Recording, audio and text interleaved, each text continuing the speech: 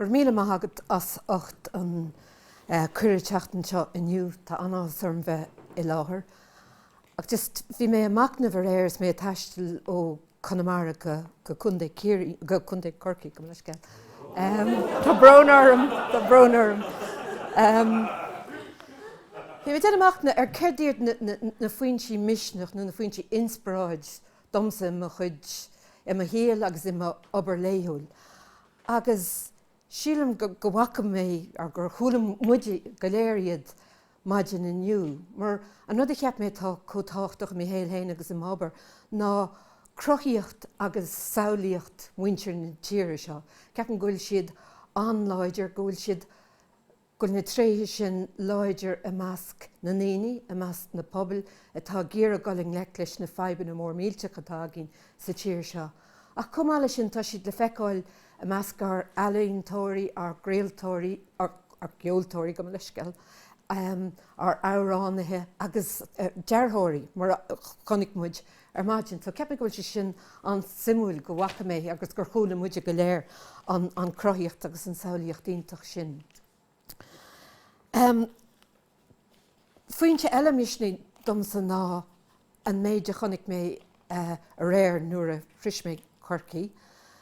Mar dag mé sé Gaillimhe inné, bhí mé géisteach leis an radio agus mé tamáint go Corcaigh, agus bhí mé géisteach le scéalta uafásacha ón Éigipt, agus bhí daoine ará créaltóirí agus sanolaí agus starí ar radio a rihan le bhí sé fád ará bé bhfuil ar sráidine Cairó a nacht, ní tá sé sin cinnte dearfa, mar de dhiúltaí múbarach éirí Pacific.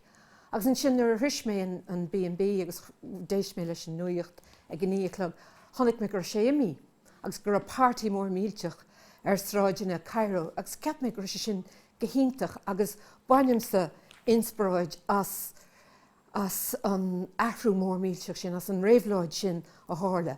Agus bhrealam do meach rudí có réabhládí atáliú sa tíre se ach tarlíonn lasú agus athraithe bhád níos de réir chéile in san tíre seo, ach bhí anás orm an pártaí mór sin eiscin de réir. Tastín am just tagart beag dhéanana dus na téimí a pléo ar maidin mar baineann siad leis an méide tá le rá agamsa. Ceandas na rudaí a bhain mise sa méide bhí le rá ag Frank agus ag saibh ná gur a gá le ranfórtíocht bhad níos mó ó Tríona na tíre seo, agus nar chóir dúin chuile rud a ágáil faoin na polaitéirí nó na mán nó éonrad mar sin ach gur oiriúne freigrachta a thógáil as ar imimeachtaí féin ach cumáile sin gur heastaí bhain agus gur gá spása áil dúine bheith páirteach in san bróiséas polaitíúil mas maile le pí-bag. Cumáile sin ceap gur sé ansimúil mar bhí me sé gal an téime sin an bhfuinneacht cóhíal a phlé a ceap mé gnearna saibh deab iontacht a léirú cécótáchtach is bhí sé is atá sé gombeach na policy atá cur bhaim aginn gombeach siad cóáite. Gombeach policy ghníomhach, sóisialta, polaitíúlas cóhíal, gombeach gachrad ceangailte lena chéile agus nach mecht an cóhíal ar tíomh amháin agus an ghníomhach ar an tíomh eile. So ceap me gur sé sin an simúil ar fad. Agus rud eile luí Frank agus bhfuil an sim againn an san ghlúiseacht seo ná bhfuil gá boga ón béime chuir an daoine ar an infrastruchtúr ghníomhach nó ar bóithris éireann sa lehéid. Agus díreú ar an infrastruchtúr sóisialta. Bhfuil sé sin dír go táchtach is tá an ghníomhach agus bhfuil an infrastruchtúr sin faoi bhrú a faoi láthair. Agus sin an fá beidir gur tháinig an ghlúiseacht seo le chéile an Claiming Our Future. Nis tá ní me se compórteach camera ní me compórteach leis an rud seo ach déanam mé iarraidh é úsáid. Right. Okay. Buníú an ghlúiseacht seo in 2010. Ag siad a hála ná gur tháinig a lán daoine difriúla le chéile. Daoine a bhí a plé le cuasaí sóisialta, cuasaí pobail, cuasaí ghníomhachta, cuasaí cultúra, cuasaí tangan, cuasaí card common agus a lehéid. Agus tháinig na grúpaí go léir seo le chéile de bhór an ggéirchin mór mílteach a bhí an gghearchéim eacnamaíoch agus sóisialta atá ginn sa tír seo. Agus ceapan go an simúil gur tháinig na interest go léir seo le chéile, mar tá sé gobar san earnáil phobail trocha bliain inis. Agus de ná tag an muide le chéile, na heagraíochtaí dheonach a na heagraíochtaí phobail, agus bíon fiachtas agin is táid géire athrú éigen a chur faoi bhráid an rialtais, agus táid géire dlí nó nó policy nó a lehéid. Ach seo an chéadúir dá lamsa seachas na referen a bhí agin faoi measc is níos agus a lehéid. Seo an chéadúir a tháinig na grúpaí difriúla sin le chéile. Dahan siad go 5 mór mílteach agin agus go gá chur le chéile agus iarraidh dhéana athrú dhéana ar an scéal. Ceannas na habartí is táchtaí nuair bhí muidir tosú a plé an ghluaiseacht seo. Ceannas an rud ar Náisiúin a héana ná an abart seo, ní léon rogha agin. Tíne a glí daoine air. There is no alternative. Hasty bhaine a rá gur bhfuil roghanna an, agus go gahamid roghanna a dhéanamh. Agus as sin bhartaí muid díristeach ar na luachanna a bhhainn leis na roghanna sin a dhéanamid. Ba ceapmuid an rud bethachtaí ná gur gur daoine amuíonn sin a rá tá rogha an, tá roghanna agin. Camuidí de phlé agus camuid na principal agus na luachna tá agin a phlé, ach ní ghlacanmuid leis an aberteo nach bhfuil éon rogha an. Tá roghanna áirithe déanta ag grúpaí áirithe, ach níheacha siad i gcóirle le daoine chun fáileach ar aontaí daoine faoin na roghanna sin. Bhí na polatóirí déan go agus ruidir méid dearmad chur suasan sin ná gur ceapan gur an na man déan go freisin, na daoine a chuúlamuid go háir ar an radio nó na forwardas na haltainna léimmuid na nuachtáin nó ar chlóracha telefísí. Bhí rud daoine a rá ní léon rá agin, caihamid ghlacha leis an IMF leis an EU leis an caihamid na bancanna hábhail, caihamid é seo agus é siúd a dhéana. Agus ní ra aon spás de gothanna difriúla teachtasteach seachas na pártaí bag, na pártaí beganna bag a bhí i ggéiréis sin a rá. As ceapmuid gur gá spás a chrothú don phobail dros go bhhéiteach siad na ceistin seo a phlé. Agus dá bhrí sin agriú olchrinniú in san RDS sa mí dearafór. As bechrinniú an nabh gnách é seo, cam é seo rá. Bhí 1,000 duine i láthair in san RDS. Denúir ag an mard agus áisiúir ag chuile bord. Agus sin an céadúir chonig mise an méid sin daoine a pléile cuasaí sóisialta agus eacnamaíoch. Agus tháinig daoine as chuile ard den tír. Tháinig daoine ó grúpaí phobail, tháinig daoine ó grúpaí a bhí pléile cuasaí timpeachta nó cuasaí cóthail, tháinig na ceard cumann, tháinig sagart, rá rialta, daoine óga, sean daoine, agus bhí measc an do dhaoine a chuile bord, bhí céad bord agin le denúir acu. Agus befróisias an déanamh a bhí agin ag an ócáid seo. Mar dúirt mé denúir ag chuile bord agus áisiúir lo, agus an rud a rinne an grúpa ina omláin an 1,000 duine sin, agus 1,000 eile nach rán an teacht mar bhíon an a dlán. An rud a rinne siad ná phlé siad na luchanna bethachtaí ó thaobh phobail. Agus roghannaí siad agus rinne siad vótáil faoin na luchanna sin.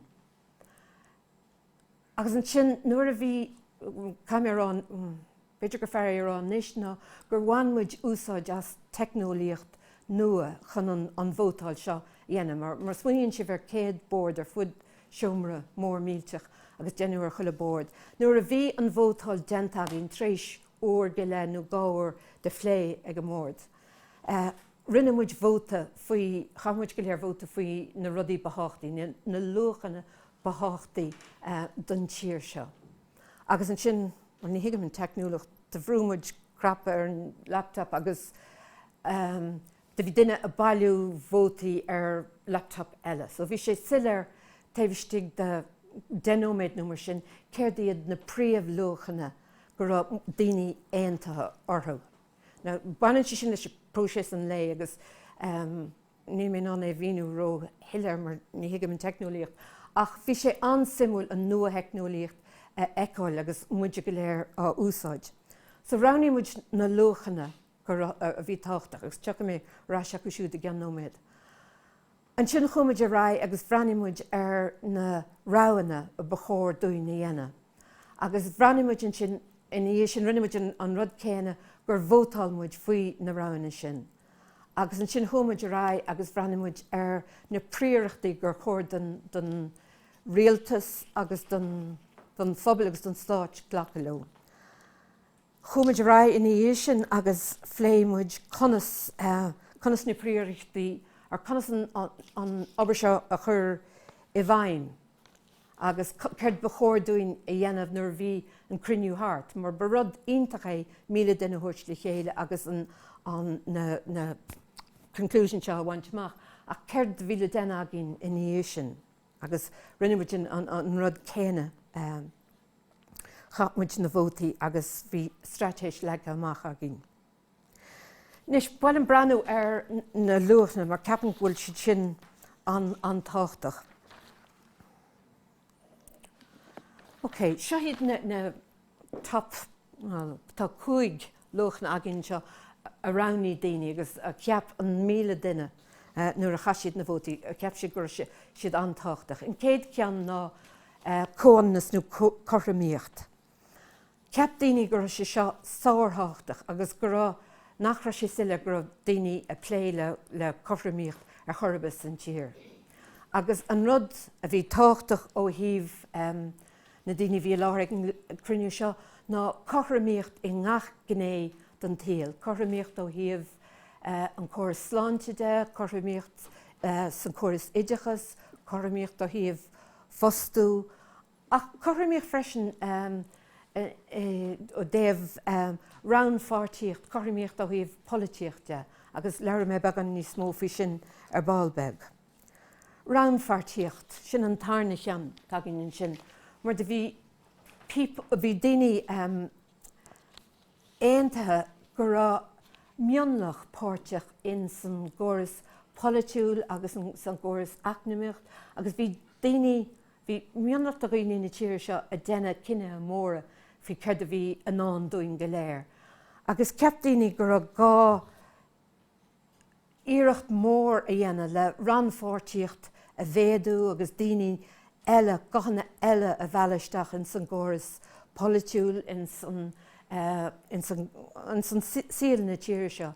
Agus nuair a thosamuid a plé na mionlaí a bhí taobh muid an gcóras, an céad drama luú ná mrá.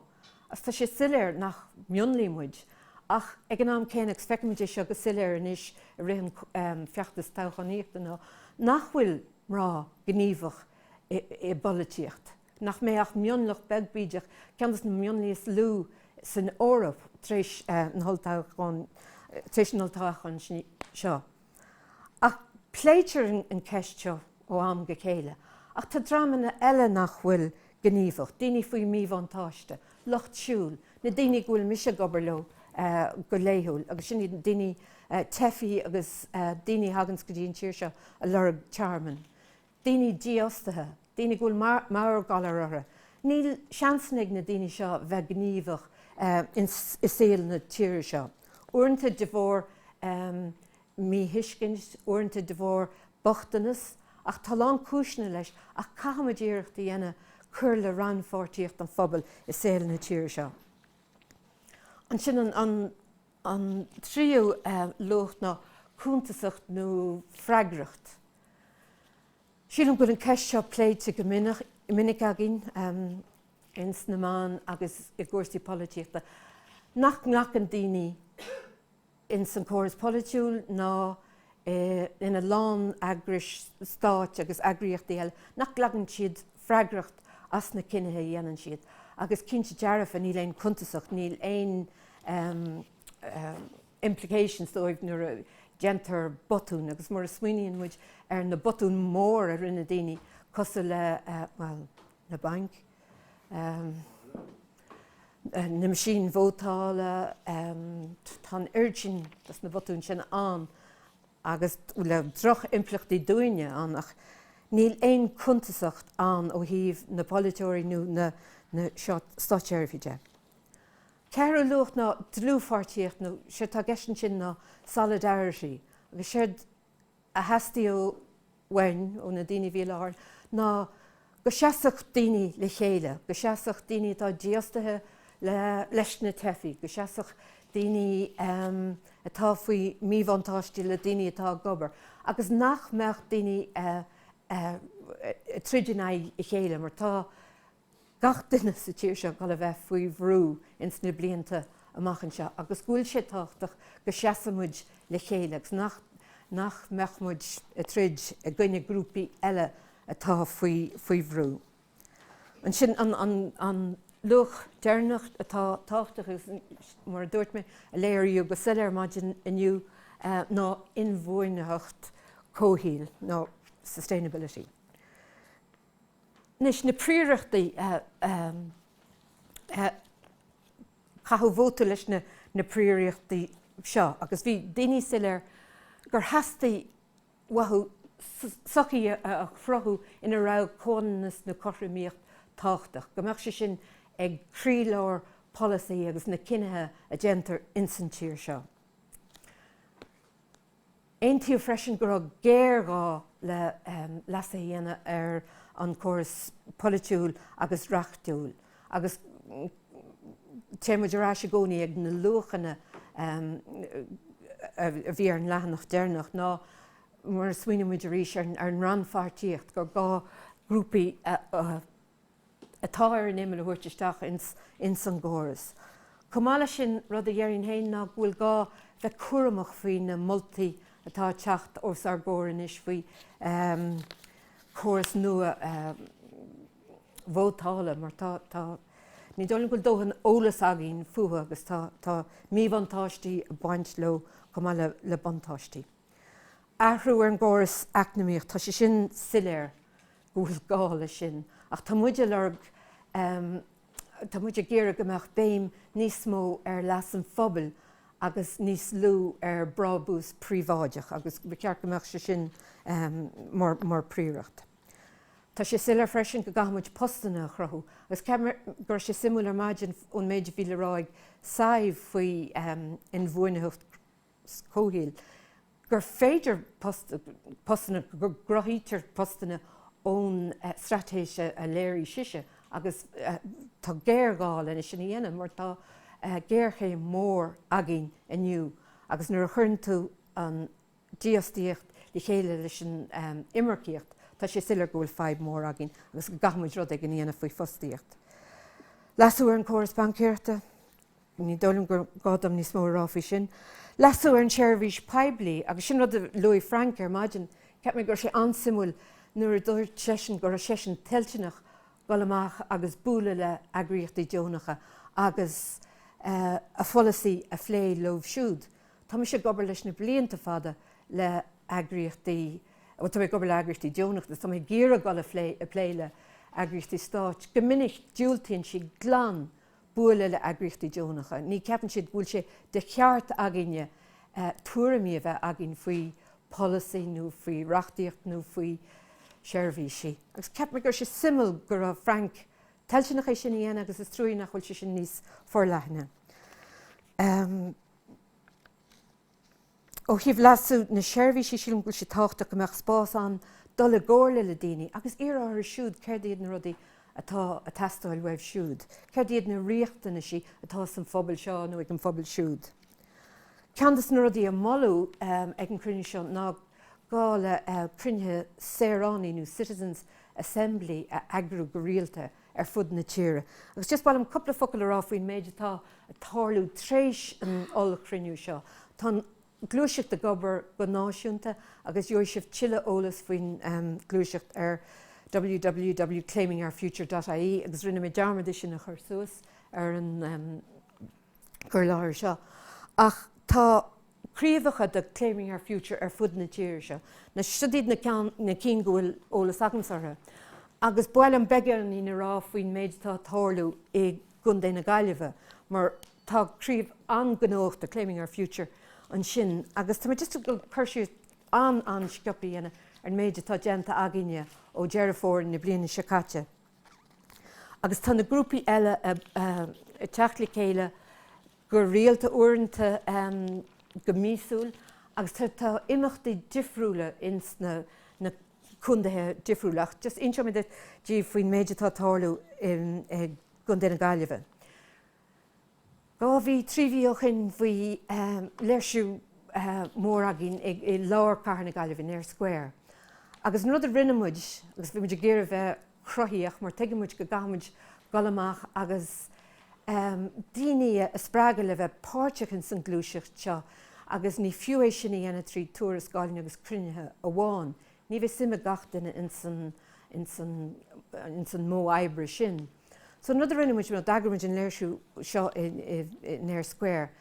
Agus sé a rinnemuid ná bhí muid ggéire rá leis an rialtas nach ramuid teilte nach ghlacha leis na ceartha bhí a dhéanamh ach ar an córas sláinte.